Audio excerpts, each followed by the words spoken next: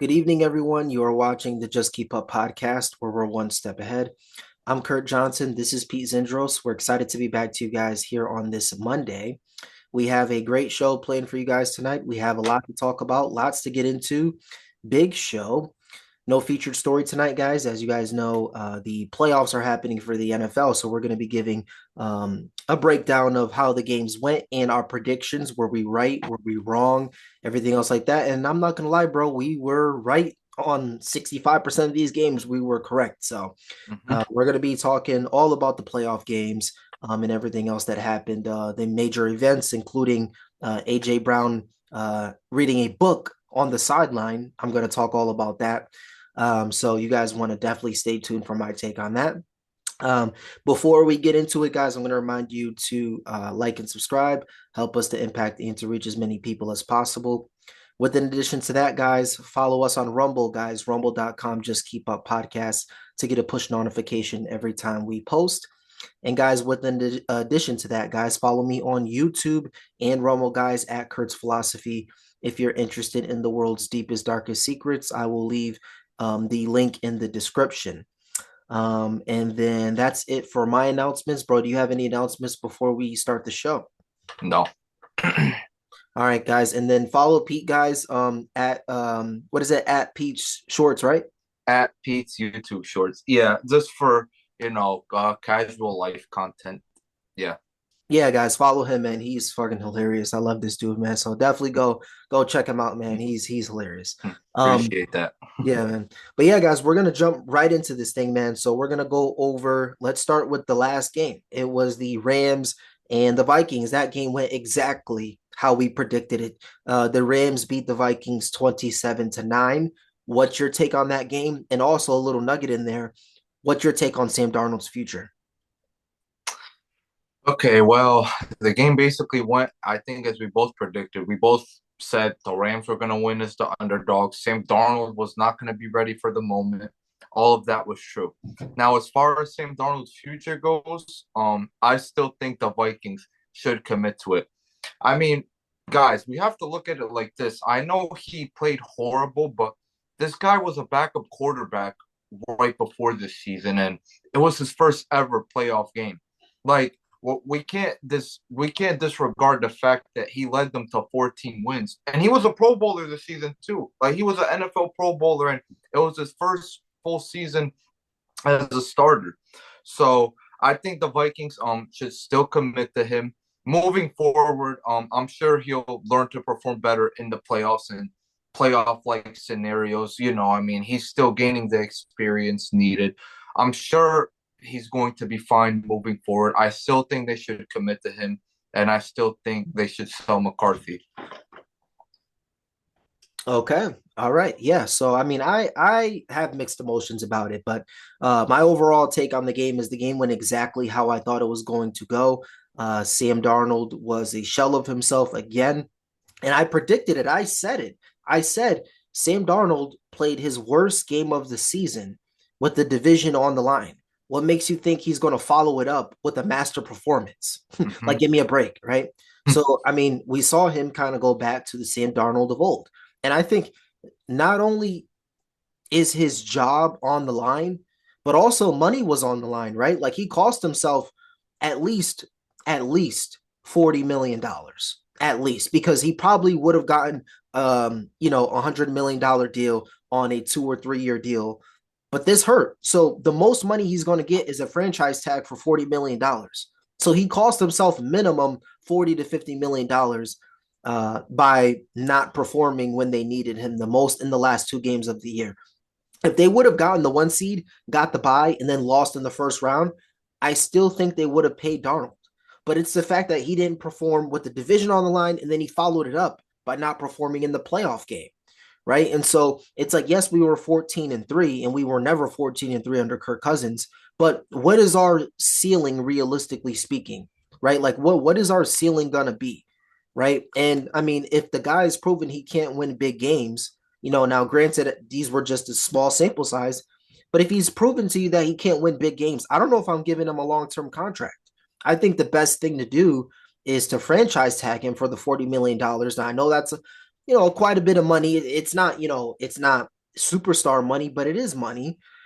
But I think you franchise tag him and see what he does next year, and have JJ wait one more year. It's not like JJ was projected to be this, all elite quarterback, right? So give him one more year under Darnold, and if Darnold doesn't perform, you can move on because he's on that 1 year deal on the franchise tag, right? But I would not sign him to a long term deal, especially if you have a rookie in JJ McCarthy that you're yet to see.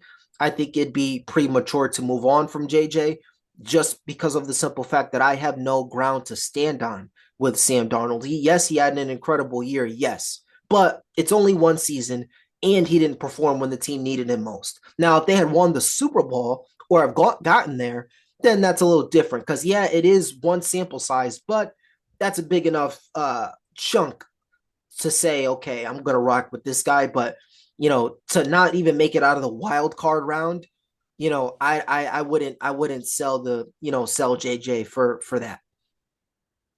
I would sell JJ depending on what they can get. I mean, I don't know how much teams exactly will value him, considering that he's a rookie that hasn't shown nothing. But who knows? Somebody wants to go off the potential and bid high, I would deal him. But if the offers are only like, all right now, I would just hold. Yeah. Yeah. All right, but yeah, so we'll move on. We'll talk about the Texans and the Chargers. This is one of the only games we got wrong. So the Texans actually beat the Chargers 32-12. What's your take on that game? This was the battle of ass, okay? This Yes. game was literally the battle of ass, okay? So as I predicted, CJ Stroud played like garbage. The only prediction I got wrong was that Justin Herbert would play better. Instead, he played even worse. Like, this was a complete choke. This guy had 4 interceptions. He had more interceptions this game than he had the whole regular season. Mhm. That's how you know this was a choke. Like watching him play, he's running to his right and then trying to launch like a 50-yard pass towards the left. And it's like, bro, like, what are you doing? Like, what are you doing? Okay, we really got to question Justin Herbert at this point. Like Yeah. his playoff career is bad. Okay, his first playoff game he blew a 27-0 lead, and now he threw 4 interceptions. At home, I believe as well. Was it at home? No. No, it Or wasn't at home. It no, was on the well, road. regardless, he threw 4 interceptions. Okay, his playoff career is really bad. Okay, for dudes that were trying to compare him to Lamar Jackson, those comps are over. This guy is not even better than Jalen Hurts. I'm gonna be honest. Okay, so uh, get those comps out the way. Let's stop hyping him up a little bit because he hasn't proven much up to now. Besides the fact that he's a good regular season quarterback, I mean he doesn't have an MVP. He also doesn't have any playoff accolades either. So let's just pump the brakes on him a little bit, okay? Yeah, I mean, I agree. I think the game went exactly as we thought it would for CJ Stroud, where he struggled, and we predicted that he would struggle. But I just didn't predict that Justin Herbert would play like this. I mean, I'm a big Justin Herbert fan. I shouldn't say big, but I am a Justin Herbert fan. I like him. I want him to be successful. But if anything, this was the game that he should have grabbed. I mean, it was against a team that was they're a playoff team, but they're not a Super Bowl caliber winning team, in my opinion. And so this was a game that you had to have. I think they would have been bounced out in the next round because they would have probably had to play the Chiefs. But it's still a game that you have to win. Get a good playoff game under your belt. Start to feel good about yourself. And unfortunately, he couldn't get it done. And so you have to ask the question because he's no longer a young quarterback, right? He's no longer the next upcoming. The upcoming is now, right? It kind of reminds me of Jason Tatum in a way before the Celtics won the championship. But it's like for the while we were saying, okay, Tatum, you're not young anymore, bro. Like, you kind of have to get it done, right? And I feel the same way now about Justin Herbert, where it's like you're not young anymore, man. I mean, you got the coach now. I know they have to get better offensive line play. They need better wide receivers. I get it, but you had a chance to win this game, and you should have won this game, and they lost it. So you have to ask those questions about the Chargers and about Justin Herbert, but there's no doubt about it that the Texans will go down in their next game. They didn't look that impressive to me. They got home rushing 4 because the Chargers' offensive line is not good. And so that's why they were able to win this game, but they'll be home by next week. You want to know what I find crazy? We're gonna put our predictions in for Friday for the next round, but I'm gonna make one early prediction here, and only because this is the Chiefs. I just want to say how freaking lucky are the Chiefs? They ran into probably the only team they would have beaten this postseason. Okay, so congratulations to the Chiefs on what is it, their 7th straight AFC title game appearance. I'm already gonna give it to them. I already know they're gonna blow them out. Okay, Yeah, but right after that they're going to get blown out by 40 points by either the Ravens or the Bills. So their run ends there. I disagree with that, but I agree with your first take where they are gonna beat the Texans pretty bad. I mean, I've been saying it, but they are not a good football team. They're just not. And you're gonna see it when they face the Chiefs. The Chiefs are well rested. They had 2 weeks off. Their starters had 2 weeks off because they didn't play in the last game, right? They're going to be refreshed, rejuvenated. And I see this game ending pretty quickly. Probably by halftime, this game should probably be over, realistically speaking. The Texans are not a good team, and CJ Stroud is not a good quarterback. I mean, I hate to, be the bearer of bad news when it comes to CJ Stroud, but I've been saying it. We've anointed CJ Stroud as he's the 4th best quarterback in football. He's top 5. He's not. He's not. He's top 15 arguably. Arguably. But if you're asking me who I would take, there's a lot of guys I would take over CJ Stroud. And it's not only because of the talent. It's because of the shenanigans, right? It's because of the way that he is personally, right? So I want my quarterback to be a leader of men, not crying on the football field because he got sacked. Okay. I want my quarterback to be like Tom Brady going psycho, screaming at his offensive line. Do you guys want to play or not? Do you guys want to play or not? I don't want a guy that's crying on the football field because he threw an incomplete pass. So yeah, again, I hate to be the bearer of bad news with CJ Stroud, but they're gonna get shellacked against the Chiefs. You can book it, right? But yeah, exactly. As a But matter as a matter of fact, talking about CJ Stroud, I actually made an NFL tier quarterback list yesterday. I'm gonna count the amount of quarterbacks I put ahead of CJ Stroud. Okay. Let's see. Mahomes, Burrow, Allen, Lamar, Hurts, Jaden Daniels, Herbert, Love, Stafford, Baker, Rodgers, Darnold, Goff, Drake May, Bryce Young, Justin Fields, Geno Smith. That's 17 quarterbacks right there I put ahead of him, okay? And the guys I have right below him are debatably better, which is Dak Prescott, Kyler Murray, Derek Carr, maybe Kirk Cousins, Brock Purdy. yeah, I would argue all those guys are better, bro. Like Brock Purdy, yeah, he's Yeah, better. exactly. Like, you know what I mean? So it's like, bro, like CJ Stroud is like a top 20 quarterback at this point, right? Literally, And he then is. and then and then if we're going over who we'd rather have, it gets worse, right? Because there's guys that I would rather have. For example, like a Kirk Cousins. Like, even if you disagree that Kirk Cousins isn't better than CJ Stroud, I would rather have Kirk Cousins as a quarterback because he's gonna say you like that. He's gonna shove his offensive line. He's gonna get involved. He's gonna bring the energy. He's gonna bring the effort. And it's like I don't see that with CJ Stroud. I see a kid, and it's like it's like no offense, but I don't want a kid leading my locker room. Even if you're young, you don't need to be a kid, right? Like Justin, I would much rather have Justin Herbert. And I know we just talked about him, and he has to perform in the postseason. But it's very clear that Justin Herbert's not a kid. He's a grown up, right? He had one of the best years that a quarterback can have, statistically speaking, not like overall, but just what the stats show. And this guy went on there and he's like, I give all the credit to my receivers in the offensive line, right? And so it's like that he's a grown up, right? He's a grown up, and so I want grown ups in my locker room. I don't want kids, right? But yeah, moving on. Let's talk about the Ravens and the Steelers. So the Ravens beat the Steelers. That game went exactly how we thought it would. 28-14. What's your take on that game? Yeah, I mean, everything happened as I planned. But I will say one thing though. Lamar Jackson proved he's no longer a choker. So you know what that means? He's better than Jalen Hurts, guys. Okay. I finally put him ahead of Jalen Hurts. Okay. So congratulations to Lamar Jackson for Wow. finally surpassing Jalen Hurts. This was probably the biggest game of his career up to now to prove it. Wow, Pete's finally on board, guys. That's crazy. Like, my take on the game, this game wasn't even really about Lamar, right? It was really about Derrick Henry, right? There was a time where they ran the ball. What was it? 16 straight times or something ridiculous like that. They ran the ball, right? This game was about Derrick Henry. This game was about the Ravens' identity. And this game was about, we're sticking to what we know, right? We're gonna run the football. We're gonna be aggressive. Lamar Jackson had 80 rushing yards. Derrick Henry had like what a buck 60. Like so, it was just a great game for them.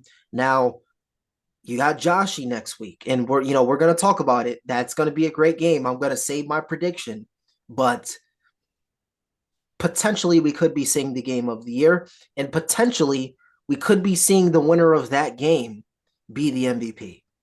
But I'm gonna move on. We'll talk about actually the Joshy right now. The Bills beat the Broncos 31-7. What was your take on that game? Another one we got right. Honestly, the game went almost as I predicted. The scores showed it was a blowout, but watching the game, it was close It up was. until the fourth quarter. Yeah.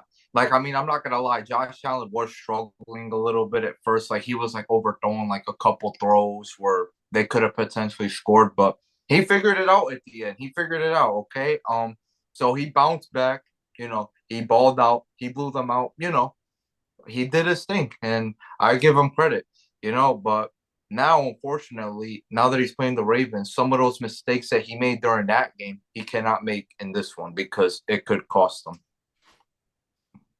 Yeah, yeah, for sure. I mean, the game went exactly how I thought it would. I mean, the score doesn't, replicate that, but like you said, it was a good and tough 3 quarters of football. In the end, Buffalo, pulled away with the win. But Bo Nix came in there and he made it interesting, especially in the first half. And so, I give the Broncos a lot of credit. They went further than most people thought that they would go. So shout out to the Broncos and shout out to Bo Nix, man. The Broncos definitely have found their starting quarterback for the foreseeable future. I don't know about the long term, but for the foreseeable future, they do have their starting quarterback. And then as far as Buffalo, you know, another day in the office, man. I mean, I told you guys before the game started, it was 4-0 in 4-0 in the last 4 years in the wild card round, all against rookie quarterbacks or quarterbacks making their first career playoff start. Josh, normally goes off against them. You saw it again, especially in the second half. He just doesn't lose these games, right? Now, next week is going to be the test to see who has the pleasure of going to Arrowhead, right? And so you know, this is good. It's gonna be good, guys. It's gonna be good. I'm gonna save my take for the end. But again, guys, whoever wins that game between the Bills and the Ravens is probably your MVP, right? Yeah, we'll move on. We have two more games to cover here.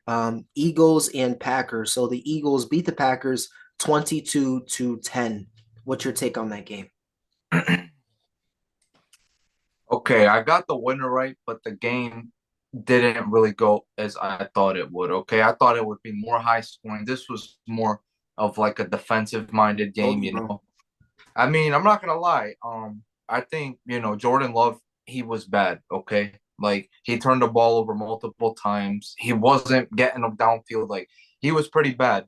But yeah. As far as the Eagles go, yeah, I mean, their offense struggled a little bit. Jalen Hurts didn't even play like that good either, in my opinion. Watching the game, he made a couple plays, but I'm not gonna act like he was perfect in that game. I thought he played okay. I mean, he did enough to win the game, but ultimately, uh, Jordan Love mostly gave it to them. If I'm being honest. Yeah, I think the best thing about that game was the Packers defense. I mean, they played electrifying defense. I'm going to give you guys a stat, and this is 100% a stat. And during that game, Jalen Hurts went almost 2 full quarters without completing one pass. That Yeah. I'm going to say that again. Uh, He went almost 2 full quarters without completing one pass. Their best target, AJ Brown, was so bored and uninterested in the football game that he decided to take out a help and wellness book and read it on the sideline because he had one catch for what was it, 10 yards? He had one catch for 10 yards on mhm. 3 targets. And so that's how uninterested they were, AJ Brown was in the football game. And that's how amazing the Packers defense played, right? What it came down to was, again, guys, the biggest loss that I told you was one, Jordan Love getting hurt in their last game. And you saw it. He wasn't as mobile as he usually is, right? And then the second thing, like I said, they lost Christian Watson for the year. That's another big thing, right? And then they lost Romeo Dobbs, their second wide receiver during the game. And then they also lost who was it? The third wide receiver, who was it? Wicks.